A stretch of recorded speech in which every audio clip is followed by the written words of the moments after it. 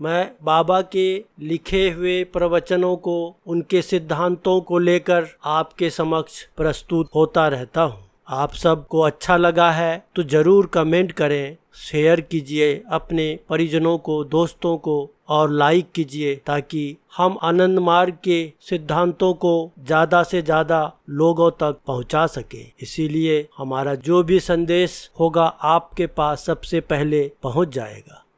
ईश्वर प्रणिधान की सफलता। मंत्र जप के दो अंग हैं, एक है दीपनी और दूसरा है मंत्र चैतन्य। मंत्र जप के पहले दीपनी के व्यवहार की आवश्यकता है और मंत्र जप के साथ साथ मंत्र चैतन्य का बोध रहना अनिवार्य है। अंधकार गृहे यादवन किंचित प्रतिभासते दीपनी रहितो मंत्रस्थैव परिकीर्तितः। तुम लोग मंत्र जप के पहले दीपनी यानी शुद्धियाँ का व्यवहार निश्चय ही जानते हो। जिस प्रकार अंधकार पूर्ण घर में कोई मूल्यवान वस्तु रहने पर भी हम उसे नहीं देख पाते, उसी प्रकार जिन्होंने मूल्यवान मंत्र पाया है वे भी दीपनी अर्थात प्रदीप के बिना उसे सही रूप में ग्रहण नहीं कर पाते।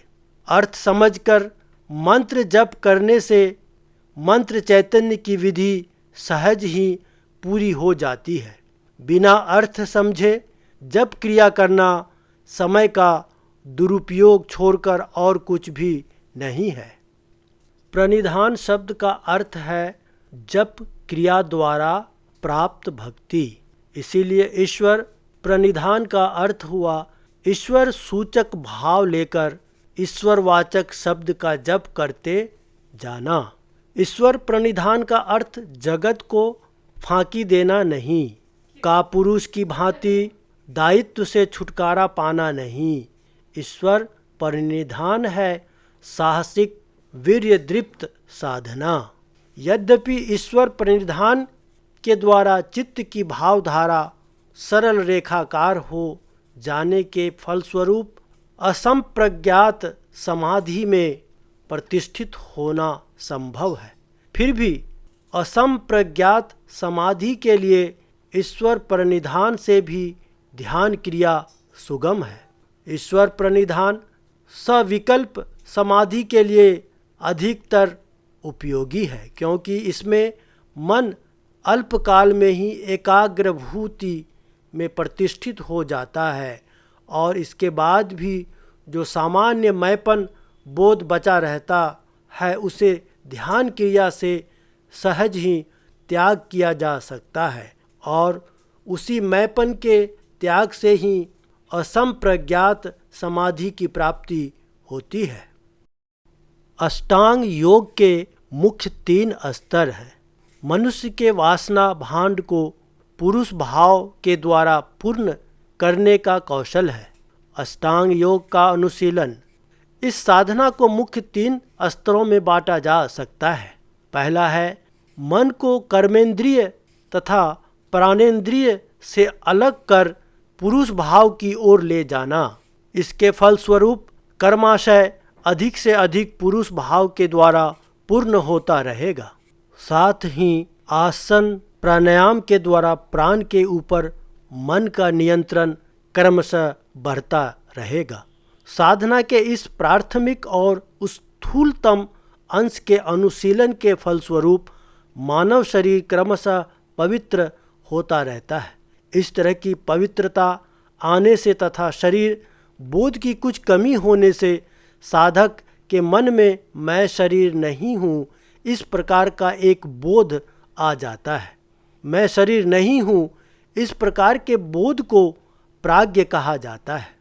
साधना मार्ग का द्वितीय स्तर है प्रसंख्यान यानी दग्ध बीज, अर्थात इस प्राज्ञ भाव को अस्थायी करने की प्रचेष्टा। इस अवस्था में कर्माशय के पुरुष भावात्मक हो जाने से पुनर्जन्म की संभावना चिरकाल के लिए विनष्ट हो जाती है। दग्ध बीज से कभी अंकुर नहीं निकलता, किंतु दग्ध होने पर भी बीज तो रह ही जाता है। कर्माशय पुरुष भावात्मक होने पर भी वासना भान तो रह ही जाता है। साधना के तृतीय स्तर में इस वासना भान को परम पुरुष के चरणों में समर्पित करना पड़ता है, अर्थात 16वां आना आत्मसमर्पण आवश्यक है। वासना भांड को पुरुष भाव में तल्लीन कर देने का कौशल है। सब कुछ भूलकर केवल परम पुरुष की भावना लेना, तुम्हारा सब कुछ इस पुरुष भाव में परिसमाप्त होगा।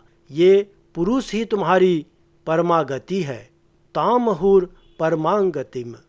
स्वधर्म और परधर्म, विस्तार, रस और सेवा, यह हुआ मनुष्य के लिए भागवत धर्म। स्वधर्म मनुष्य का धर्म। पशु का धर्म या परधर्म हुआ आहार, निंद्रा, भय और मैथुन। यह सब भयंकर है, भयावह है। गीता में श्री कृष्ण ने कहा है, स्वधर्मे निधिनम श्रेया परधर्म भयावह। परधर्म भयावह क्यों है? क्योंकि इनके द्वारा मनुष्य का मन जड़ से जड़ में रूपांतरित हो जाता है। भागवत धर्म कठिन है, तब भी मनुष्य के लिए इसका अनुसरण करना उचित है। परधर्म का आचरण करने से मनुष्य का पतन अति शीघ्र हो जाता है, अतः इससे बचना चाहिए। यहाँ स्वधर्म का अर्थ इस्लाम, हिंदू या ईसाई धर्म नहीं, ये तो धर्म मत है, विभिन्न पथ। मनुष्य का धर्म एक और अभिन्न है तथा उसका नाम है भागवत धर्म।